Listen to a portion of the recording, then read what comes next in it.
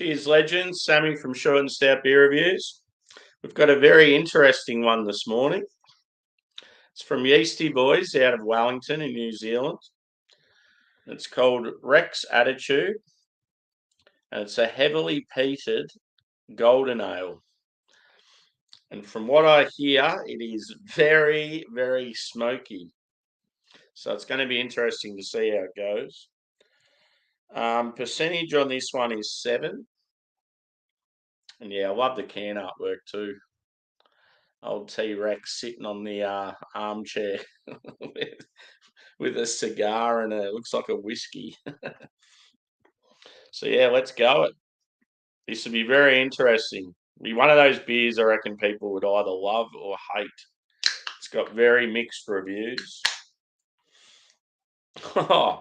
So I've just cracked the can straight away. This huge like peat up in my nose.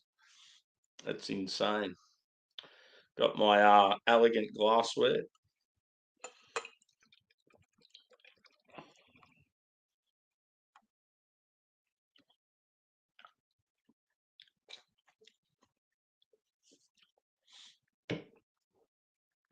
So yeah, it's probably like a light orange in colour. Looks darker on my camera. It's about a 1 finger head. Looks like it's probably, I'd say medium body, maybe light. And yeah, there's a little bit of haze on it. Doesn't look like it's very carbonated. Yeah, let's see how it goes on the nose. Here we go.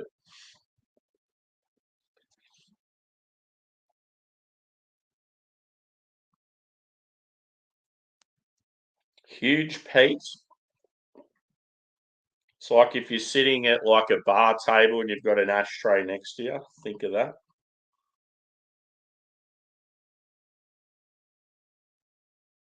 Like quite often with smoked beers, it's more of like a wood fire smoke. Whereas yeah, this is more like your Scottish whiskey sort of smoke. There's a bit of orange and lemon.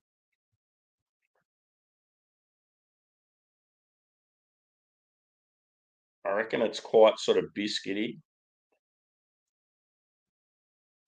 But yeah, because of the peat, like that's really the main thing you're smelling. And it's like it's getting stronger the more I smell it. It's going to be very interesting on the palate. So yeah, golden ales are traditionally like pretty light, pretty subtle with flavors. They're normally sort of crushes, like good for summertime. Yeah, it's definitely got a slight hint of citrus, but yeah, apart from the peat and the citrus and like a light biscuity sort of bready backbone, that's about all you're getting. I'm going in. Cheers, peeps. And thanks to Dan for chiming in. Good to see you, brother. Yeah, happy Saturday for me.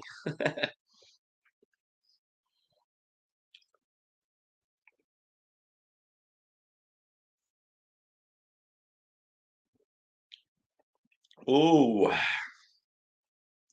that is insane peach. That is like really, really peachy. Whew. It reminds me of when I had Port Charlotte whiskey, I think, for the first time. I was at a bar and I was just like, wow, that's insane. That's what it reminds me of. Or when you have like, yeah, like your Ardbeg or your Lefroy, that sort of like you're getting that insane peat like you do with those whiskies.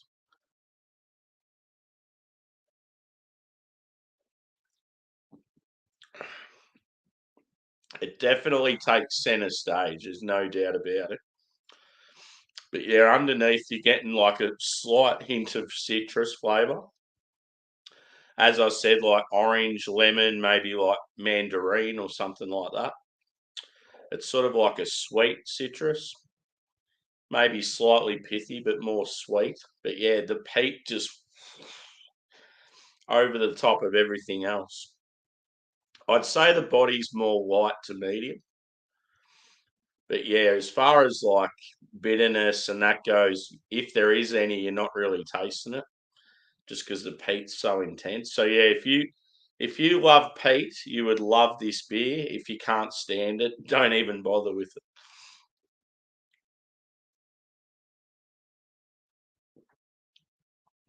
It's just so weird. Like this is the sort of beer you would see.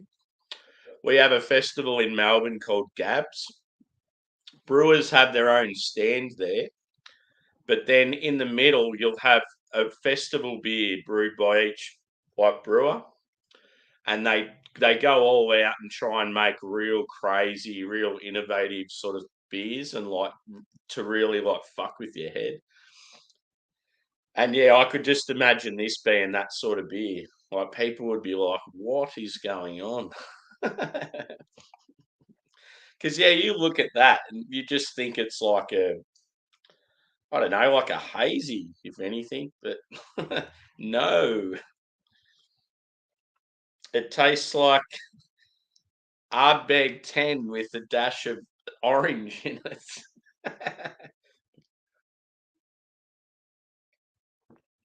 It'd be interesting to see how it would go like barrel aged. Like you can't. There definitely are beers like this that are barrel aged, but yeah, you just don't see it very often. But yeah, that's insane. I love weird beers when they work, and that's exactly what this is. But yeah, a lot of people are like giving it really shit ratings, and I'm thinking, yeah, well, they're probably people that hate peat or hate like any sort of smoke in beer.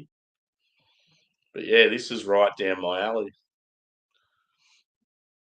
It makes me wish that, I mean, maybe they have, Yeastie Boys, if they did like a big imperial stout with this same level of peat, it would be fucking phenomenal.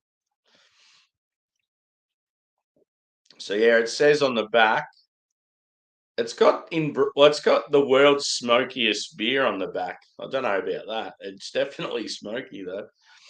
They said it couldn't be done, and to be fair, some still say it shouldn't have been. This strong golden ale has a smoky character more akin to Islay whiskey than any beer you've tried before. So yeah, they've definitely nailed the brief.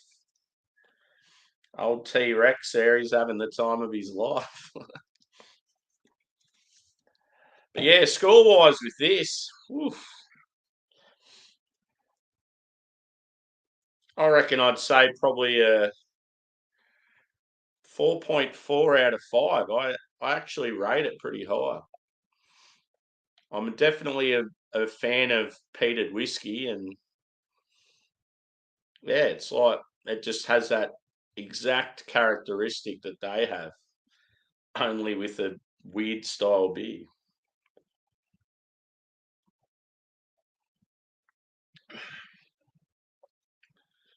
And it's like the more you drink it, it's like it's deceiving on your eyes. Like you drink it and you keep thinking you're going to get this big, like fruity flavor, and then you're like, what's going on? Cheers, Bumpy. Pete's a good man. Cheers, Rob. Good to see you, boys. Very interesting one, this.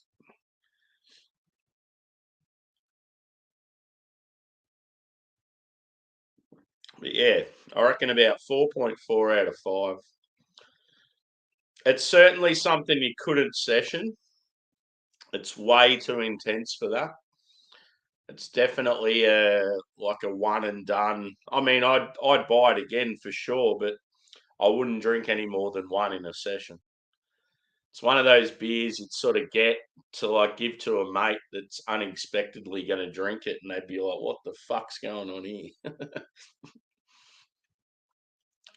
So yeah, another one in the books, and a very interesting one at the least. So I have had quite a bit from Yeastie Boys, but yeah, just not recently. And yeah, they started in Wellington in New Zealand, but they also brew. I'm pretty sure they brew in England somewhere because they've always had a decent distribution channel. Like for some reason, back in the day when they sort of hadn't been going for long, you could get their beers in the UK. So I remember like Craig and Harry and that drinking them. So yeah, um, yeah, and as I said, they brew in Australia as well now, I think. But yeah, Wellington in New Zealand's definitely a city I want to visit. It's like known for its beer and my favorite brewery, one of my favorite breweries, Garage Project. That's where they're based. Like, I'd just love to go there for a weekend. Go over there for like 3 days or so because it's not that far from where I am. Yeah. So another one done, and yeah, that was pretty cool, pretty exciting to try that beer. So I better go take a photo of it to put up on the gram.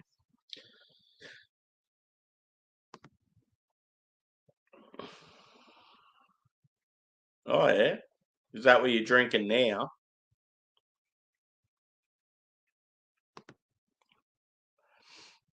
I was watching Simo's for a while. I don't know, he's still on there now, but yeah, there's like a few people sort of coming in and out. Anyway, I'm going to head off, and no doubt I'll be around. It's the first. Oh, okay, cool. Yeah, yeah, they've had some pretty weird beers over the years. Like, it wouldn't surprise me if they had like an English owner or investor or something. Just the fact that they had beers over in the UK and they weren't even that big of a brewery at the time. But yeah, thanks for chiming in, peeps, and we'll see you on the next one. Cheers.